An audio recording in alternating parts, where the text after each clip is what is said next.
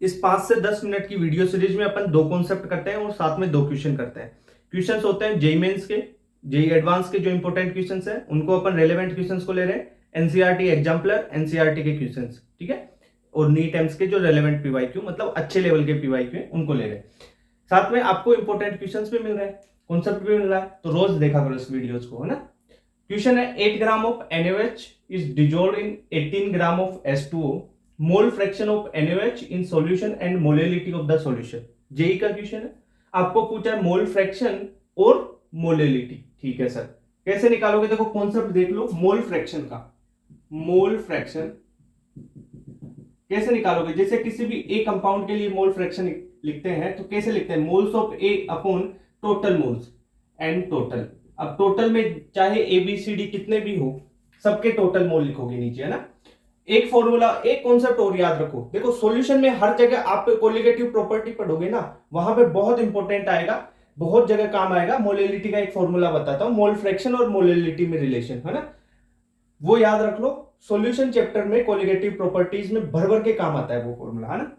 वो है molality small m is equal to X B upon X A. B क्या है, सोल्यूट है, एक्स ए क्या है, सोलवेंट है। मैं हमेशा बी एनसीईआरटी के हिसाब से चलता हूं, सोल्यूट, ओके, और ए है सोलवेंट,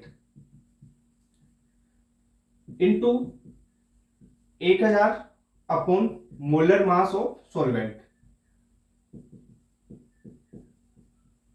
ये हो गया तुम्हारा फॉर्मूला, तो ठीक है, ये याद रह जाएगा। अब देखो सोल्व कर लेते हैं। मोल फ्रैक्शन पूछा है ना तुम्हारे को पहले, मोल fraction of NaOH, moles of NaOH, NaOH के मोल देखो, वेट दे रखा है, NaOH का मोलर मास होता है 40, वेट बटा मोलर मास, वेट कितना है 8 अपॉन मोलर मास कितना है 40। ये तो मोल्स हो गए किसके, NaOH के।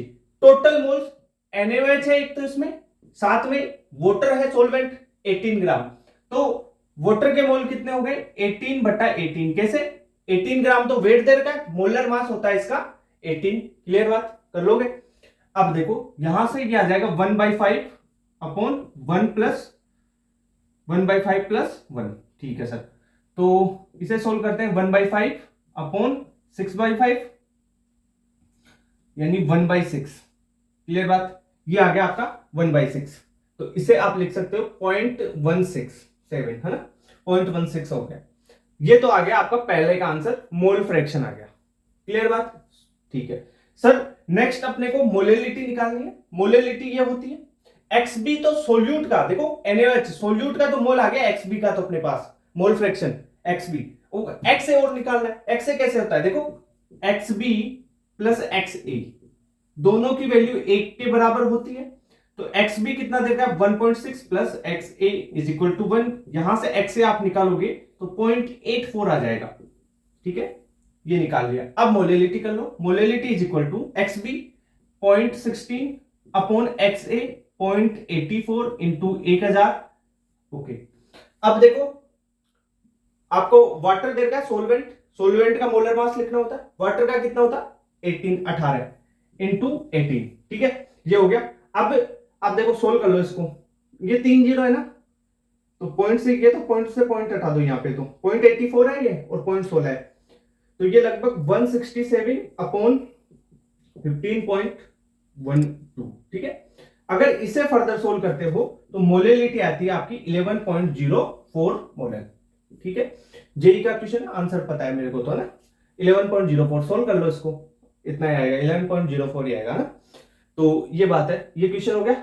अब देखो इसमें 3 कॉन्सेप्ट आपको याद रखना, मोल फ्रैक्शन कैसे निकालते हैं, मोलेलिटी और मोल फ्रैक्शन में रिलेशन क्या है, और XA प्लस XB हमेशा कितना होता है 1 के बराबर होता है ना, ठीक है। ये XA प्लस XB 1 के बराबर होता है, ये स्टेटमेंट में भी आया हुआ क्वेश्चन है, ध्यान रखना ना।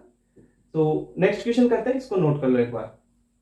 देखो आपको 1 मोलर HCl का और 2 मोलर HCl का सॉल्यूशन दे रखा है, उनको मिक्स किया है, ठीक है, वॉल्यूम का रेशियो 4:1 में, okay sir. What is the final molality, final molality पूछा है। मान लो एक सॉल्यूशन ये है प्लस दूसरा ये है ना, एक कंप्लीट सॉल्यूशन, ये मिक्सचर वाला बन गया मिक्सचर। आपको इसके बारे में दे रखा है, इसका अगर मैं मानूं M1 V1, M1 मोलेरिटी और V1 वॉल्यूम है, ये M2 मोलेरिटी और V2 वॉल्यूम है, ये मिक्सचर का एम मिक्सचर है, मोलरिटी मिक्सचर की है, और वॉल्यूम टोटल क्या हो जाएगा भाई, इनका दोनों का वॉल्यूम V1 प्लस V2 क्या हो जाएगा, V1 प्लस V2। यहां से मिक्सचर की मोलरिटी लिखना चाहूं, मैं इसको क्या लिख सकता हूं, ऐसे लिख सकता हूं ना, M1V1 plus M2V2 is equal to molarity of mixture into volume total V1 plus V2। Okay, यहां से मिक्सचर की मोलरिटी निकाल लो, क्या हो जाएगा, M1V1 plus M2V2 upon V1 plus V2।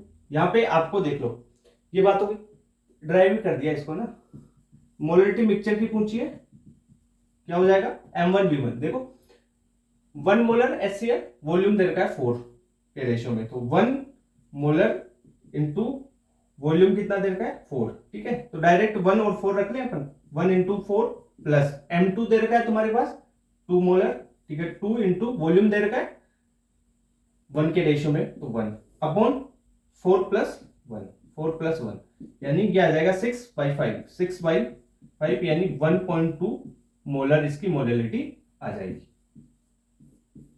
तो मिक्सचर की मोलरिटी कितनी हो जाएगी, 1.2 आंसर हो गया, ठीक है। इस टाइप के भी क्वेश्चन आते हैं। अब देखो एक चीज है, अगर यहाँ पे एन फैक्टर चेंज हो जाए, ठीक है, जैसे H2SO4 आ जाए और बेस आ जाए, बेस आ जाएगा, एक एसिड और एक बेस, और एन फैक्टर सेम हो, तो भाई N1V1 प्लस N2V2 कर लो, नॉर्मलिटी से कर लो ना, वो भी हो जाता है।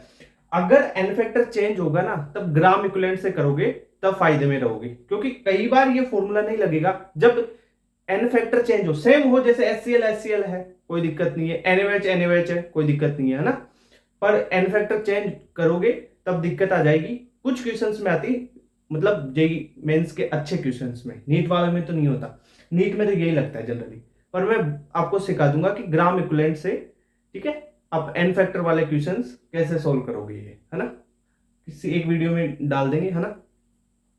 तो ये हो गया, नोट कर लो इसको। देखो कोई वीडियो छोड़ा मत करो, अगर बैकलॉग हो गया तो उस टाइप के क्वेश्चन फिर नहीं कर पाओगे, और हर वीडियो में हर क्वेश्चन अलग टाइप का है। अब आप घर पे जाके चाहे इस क्वेश्चन की टाइप पे 2 क्वेश्चन और कर लो, ठीक है, मैं कोई क्वेश्चन रिपीट नहीं कर रहा, देख लो, है ना, हर क्वेश्चन अलग टाइप का आ रहा है, और वेरियस टाइप कवर करवा दूंगा मैं। जब तक नीट 2027 की एग्जाम नहीं होगी तब तक रेगुलर रोज वीडियोस आते रहेंगे, ठीक है, तो करते रहो तैयारी।